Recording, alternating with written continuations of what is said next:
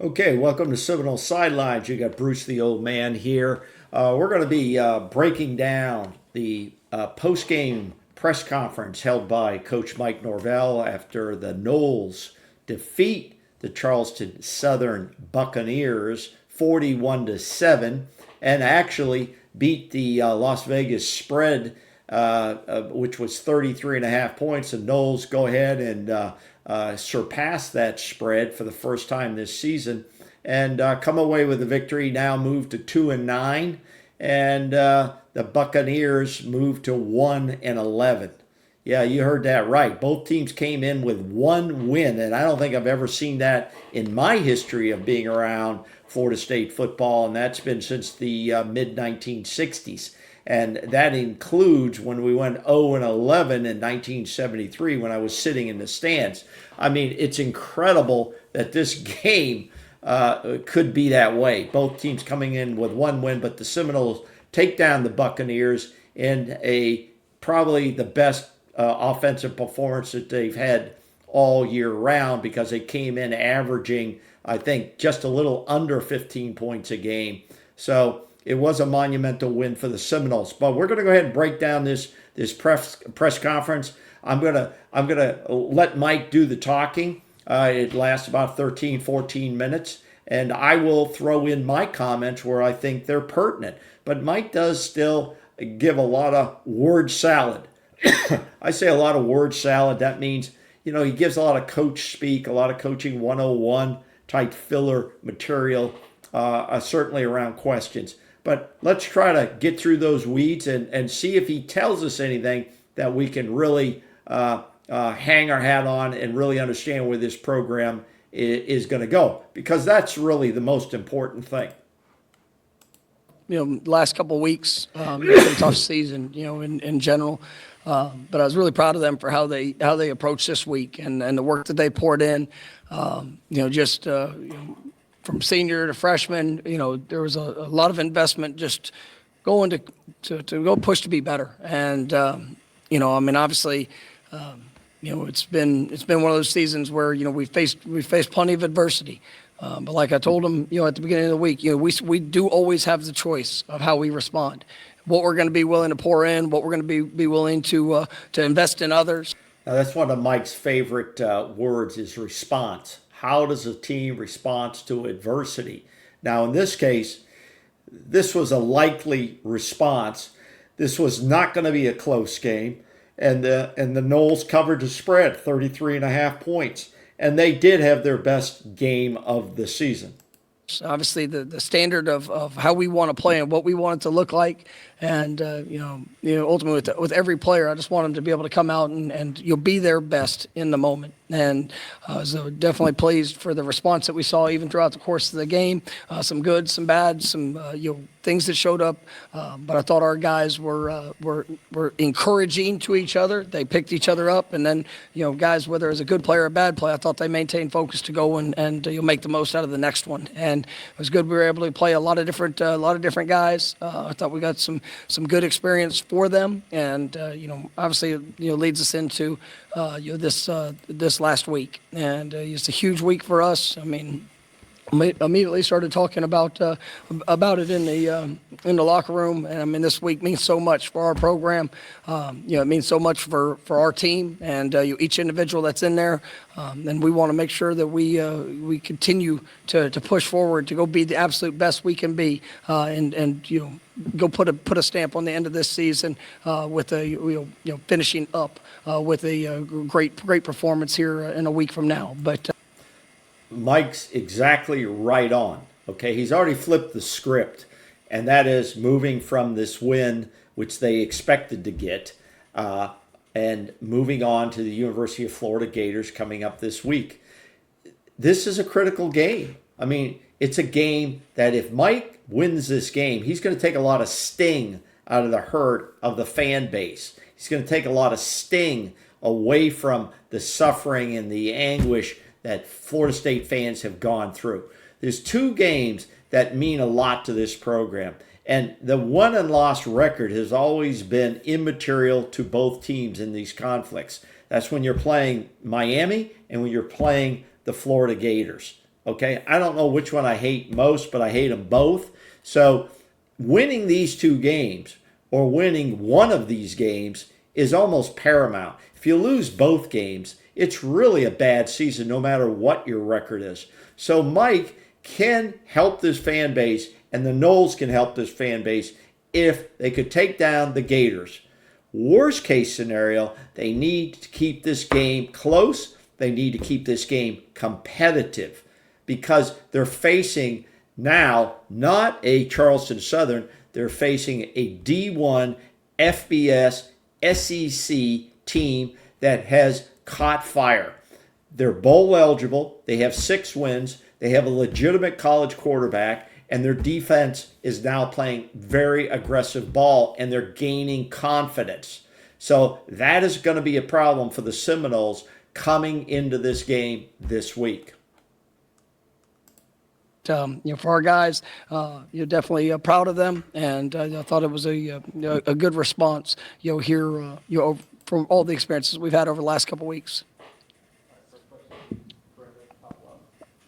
What went into the decision to start Luke tonight, and I guess what did you take away from his performance? I thought he's done a good job. Trying to you continue to work, whether it's through practice. Obviously, out there in his opportunities he's gotten in the game. He's done obviously an emphasis of trying to make sure that we're protecting the ball, make sure we're creating the explosives, and then just the overall operation. It's been nothing. As you go through it, it's not really been clean for either guy that's been playing quarterback, for a to the standard of what we'd like. But I thought Luke has done a good. Okay, this is how Mike answers most of his questions.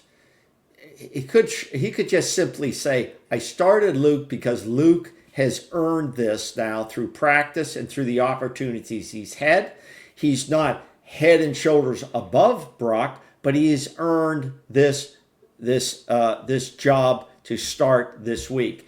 And thus, Luke does start this game. He plays 3.5 quarters, and Brock doesn't go into the game to midway through the 4th quarter. So Luke definitely got an opportunity, even though it's against an inferior opponent. Job in you're taking advantage of opportunities. He's had some good plays, some bad plays, but I really love the mindset that he's brought, and I thought he showed a great response here today. And had a couple misses, there early, but really.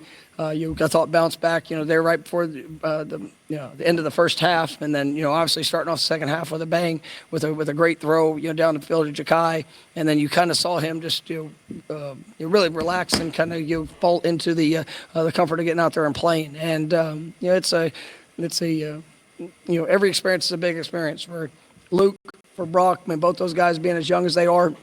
And so I thought it was a good job by him, and I was really proud of Brock when he came in on his drive and let us down to score a touchdown as well. Okay, let's talk for a minute here about what Mike's trying to do. Mike's obviously concerned about this quarterback room for 25. His mind has kind of moved on. Now, with the University of Florida Gators in front of him, he can't entirely move mentally on because this game is like the start of the 25 season. Okay, he's facing the University of Florida. There will be no bowl game because we're not bowl eligible. And then he's got to play the University of Alabama. So he's going to play two SEC teams, okay? Florida's not at the top of the SEC, and neither is Alabama because they just lost another football game. So, but these are going to be tough opponents. He has to be concerned about his quarterback room. He would like to keep Brock and Luke on this team for the 25 roster. The question is, can he do that? So he's playing a chess game with these two quarterbacks and trying to get them motivated enough to stay on this team and to battle it out. I don't think he is going to have them as starters, either one of them, going into 25. My belief is he's going to go get an OC. He's going to bring in a new OC, and that OC with Mike Norvell, is going to find a quarterback to bring in here to run whatever offense that's going to be. And that OC may even bring his own quarterback in. But I don't believe Brock or Luke will be the lead quarterback, the starting quarterback for this team in 25. That's just my opinion. And because there's just not enough experience for Mike to ride either one of those horses into battle. But he does need a good, solid backup. Okay, needs that for sure, because you need to have two good quarterbacks. What'd you think about the defense? And obviously, the third teamers gave up the late score, but overall, what'd you think of the defense? Yeah, I was pleased, and I was playing offense that has the elements of the triple option like they do. Comes down to discipline, focus, communication. I thought our guys did a really solid job of that. There's some plays that you'd like to have back, and where maybe that wasn't as good as it needed to be. But to be able to go majority of the game, keeping them out of the end zone and not allowing points. I mean, it was really a good performance by those guys, and I thought all three levels showed moments where they. Shout out to Coach Randy Shannon for doing an admirable job of keeping the defense together, basically shutting out Charleston Southern, late touchdown against third teamers, really immaterial. What is material is a lot of guys got to play in this football game, both on the offensive side and on the defensive side. A lot of young guys. These games are evaluation games, evaluation of talent for season 25. Where they did really good things. Coach, you mentioned throughout the year the team sometimes lacking confidence. Can a game like today give you guys some of that, take the edge off going into a big game next week? Well, I mean, I think you've got to take every experience and grow from it. And, whether it's, a good result or sometimes even a challenging result. I mean, sometimes the challenging results, I mean, I think could still give confidence if you will respond to them. And Mike always chooses his words very carefully. He's almost like a political candidate. He's not really telling you what totally is on his mind. He's very careful in picking words. If you can show that, man, the issues that have shown up, man, I'm aware of them. I understand how to correct it, and I'm willing to go take that step. I mean, it's the belief in what you can overcome. And obviously, it's good to get out there and to see guys operate, to see guys move with a little bit different step. As we were starting to have success. So I think it definitely is something that you can build upon, some of the positive elements that we've been working in practice, seeing those showing up on the field and guys performing in the moment. In hindsight, you won by 5 touchdowns, but it was only 3-0, and it's 3rd and 11, and he hits Jakai for a 12-yard gain in the middle of the field, kind of stood in the pocket. Was that when maybe he kind of clicked a little bit, or you thought he kind of clicked and made some plays? Yeah, that was a big play, and there's no question. I mean, it's, you get in, his first start, there's always going to be nerves, always going to be things that you're working through, but I mean, I thought that was a play for him that kind of sparked just to, take a deep breath, go play the game, trust your eyes, trust your feet, hold it in the pocket, and there's times that you're going to have to move, and ultimately that's a part of. Now, for these quarterbacks, whether it was Jordan Travis, Brock Glenn, or Luke, these quarterbacks have to move. You need, given this horrible offensive line, and we know why Alex Atkins was released from the program, they have the worst offensive line in the history of Florida State football and one of the worst in the country, totally worst in the country at FBS level, in my opinion. These quarterbacks have to move when they don't want to move. So standing in the pocket is not always a good option. So it's a good thing they do have running ability and they use it when they have to. The downside of that is these guys are taking some shots. And when you take some shots, you can lose a quarterback very, very quickly. To play in that position, but I thought that he really did, did some good things working through his progressions with his eyes, trusting his feet, in his drops, but that was definitely a big spark for him, and ultimately kind of got us rolling. Now Luke does look like physically he looks like a quarterback. This guy is he's what 6'2", 6'3", maybe 6'4". a little bit over 200 pounds. He looks like a guy who should be playing quarterback. He looks like a guy when he's running the ball, he's gaining more confidence. He can pick up those 5 or 6 yards. If he had time to sit in the pocket and deliver the ball, he delivers a good pass, okay? His problem is he hasn't gained confidence about being a pocket passer, and I don't blame him because of the offensive line. You talked about, I guess, was it the plan coming in to kind of not do the back and forth at quarterback, but give Luke time and give kind of extended time to Luke? And I guess, what do you think the success after the weeks where, like you said, there may not have been a ton of it can do for him and his confidence going into one more game and then the offseason? Yeah, no, I mean, I think it's big, and it was good to see. See him kind of get in a rhythm, and we were, coming into it, still, open to the possibility of if there was going to, how much the quarterbacks would go back and forth, but. As we started getting rolling, and kind of had in my mind, I was going to try to get through, 3 or 4 drives, and just really see Luke as he started off, what that would look like, and as he got rolling and we put together the touchdown drives, I thought it was something just to kind of let him continue to build upon the confidence that he was showing, and just some of the things that. Where you saw him, the game was slowing down a little bit for him just throughout. And so, yes, I think all those things will help him, take a positive step, here going into this week. And what, like I said earlier, I mean, I really like the fact that, Brock came in and, even in his, they had one drive tonight, but, was able to go make some throws, lead us down and, finish in the end zone. So it was good just being ready for his opportunity, because, there's been the back and forth, and, I thought he capitalized on what he had today. Okay, it was a good question from the press about what was the plan going into how to use your quarterbacks. And Mike dodged the question pretty well. He pretty well dodged the question. Of course, there's no follow-up from the press, but Mike basically says, we're going to give Luke about 4 reps, 4 different drives, see how he did. But once he got into the rhythm, he just decided to leave him in.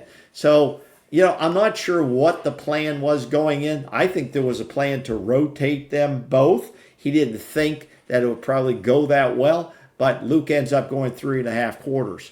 So at this point, I would say it's going to be very interesting to see what Mike Norvell does for a starting quarterback against the Florida Gators. I am going to make an assumption that the depth chart will say Luke or Brock, but Luke will start the football game. I don't have much doubt about that. You've been getting the young skill players action over the last 5-6 weeks, but it seems like today they were making tougher catches, maybe blocking a little bit better. Are you seeing them make that step? Yeah, I mean, it's they're putting in a lot of work, and that's one thing I am pleased with, is that I still see the continued investment. I mean, regardless of the record, the feelings. I mean, these, especially those young guys. I mean, they're hungry to be difference makers for this program, and they're all at different places, in their journey, and continuing to grow, continuing to mature, building a confidence in what it is that they're being asked to do and how they're being asked to do it. But also just the physical and mental maturity that's growing in them with each rep that they get. And I think this is the better part of what happened in this game. This is another player evaluation game. This is to find out who can still play, who wants to stay on his team, and who do the coaches and Mike Norvell want to be on this football team in 25. Who can make contributions, either as a starter or a backup, okay, a quality backup. And the young talent that we saw out there, I was impressed by, okay. Some of the young receivers had a very good day, all right. The running backs, Cam Davis, Singleton, Sam Singleton. These guys put it out there. Keziah Holmes is not a young guy. He's going to be gone. But these guys showed up.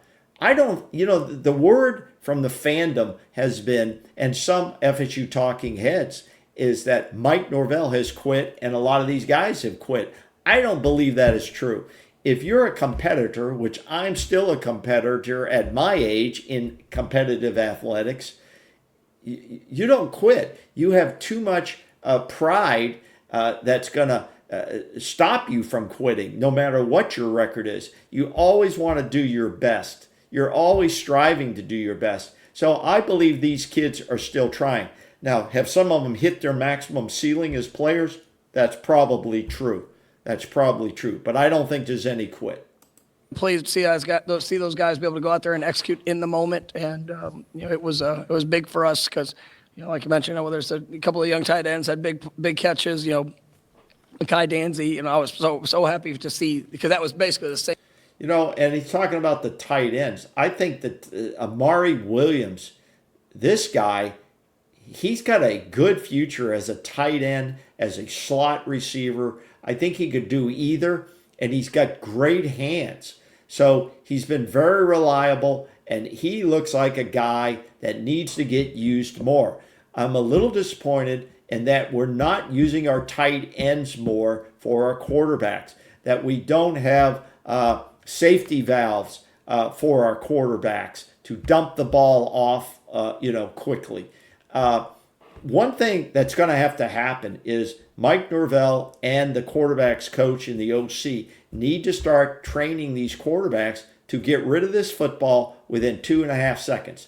The average in the NFL, which you're training these guys to go to, is 2.5, I think it's 2.6 seconds to deliver the ball. The average pass on those, yardage-wise, is about 7.5 yards per pass on that type of release.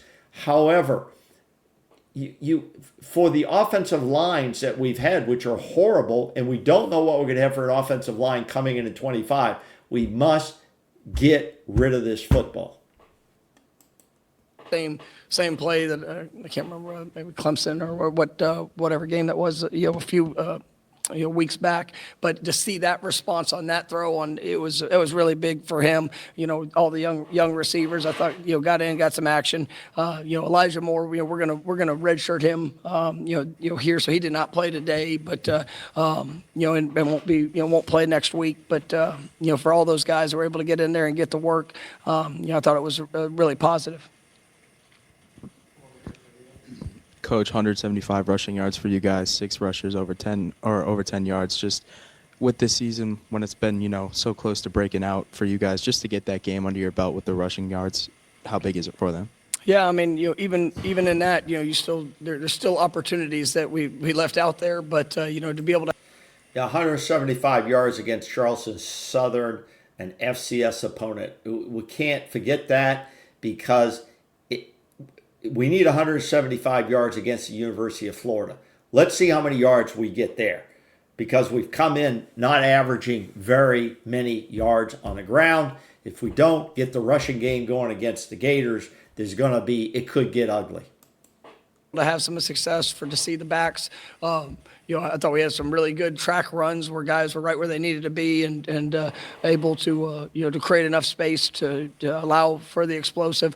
I thought the quarterbacks did a good job being able to control the edge for the most part, and obviously the offensive line and tight ends, they were battling. I mean, there's still plenty of things that we got to get corrected even from today. But I thought they were definitely fighting to make that to where we could have the balance and to be able to even help us a little bit with the play action game. How do you, when you're playing an overmatched team, how do you put in perspective the win with your players? I know you want them to enjoy it because it's been 2 months really since a win, but is it on to the next one? Do you let them enjoy it today?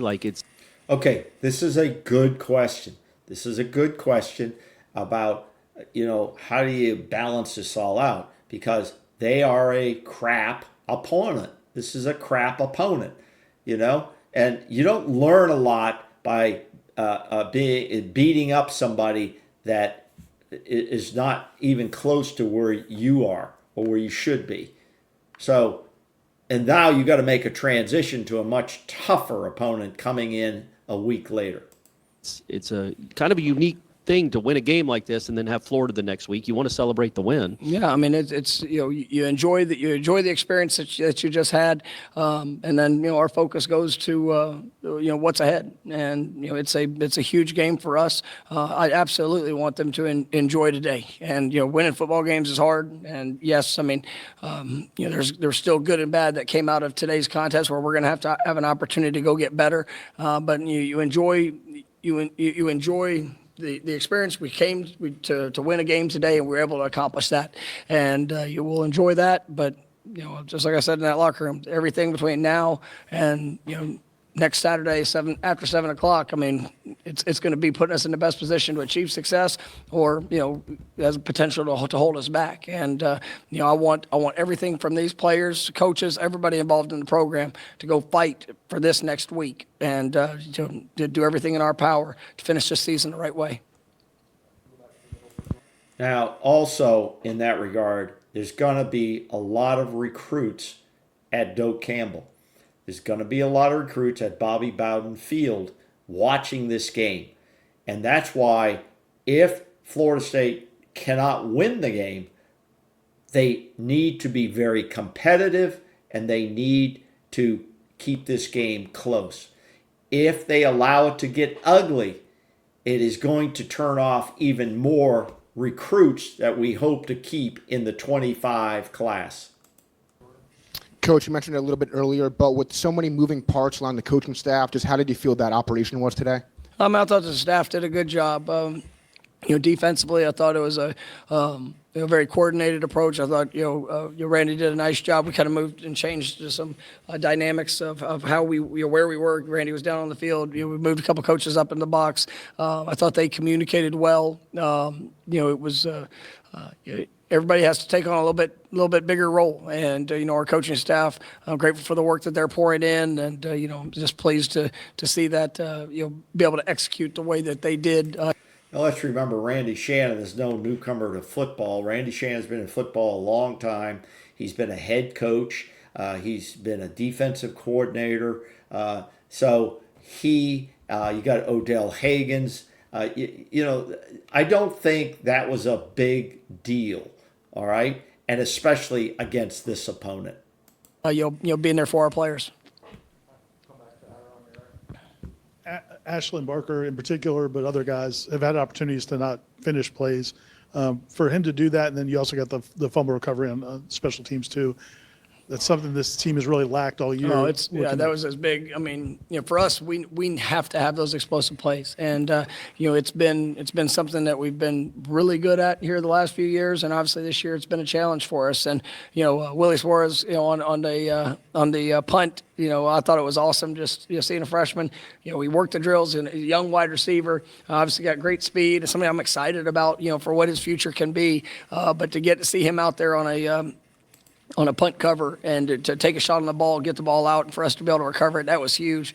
For Ash to be able to finish the interception, get a big return, those are things, because we've had our moments, we've had our opportunities, but we just haven't finished. And it was good to see guys step up and be able to make that play. And obviously it was big for today's outcome, and then obviously the overall expectation of what we're trying to do.